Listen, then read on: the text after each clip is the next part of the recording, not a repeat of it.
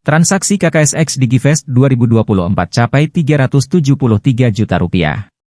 Kepala Kantor Perwakilan, KPW, Bank Indonesia, BI, Sulawesi Selatan, Rizky Ernadi Wimanda, menyampaikan apresiasi tinggi dalam penutupan KKSX Digifest 2024 yang diselenggarakan di Atrium Trans Studio Mall Minggu, 30 Juni 2024, malam.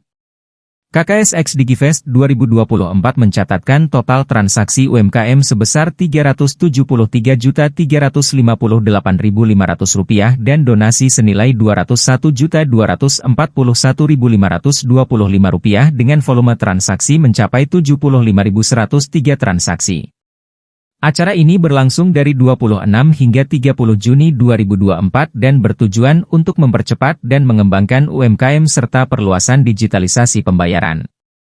Dalam sambutannya, Rizky Ernadi Wimanda menyatakan kebanggaannya atas pencapaian event yang mendukung kegiatan nasional seperti Festival Ekonomi dan Keuangan Digital, FEKDI, dan Karya Kreatif Indonesia, KKI, yang akan dilaksanakan di Jakarta.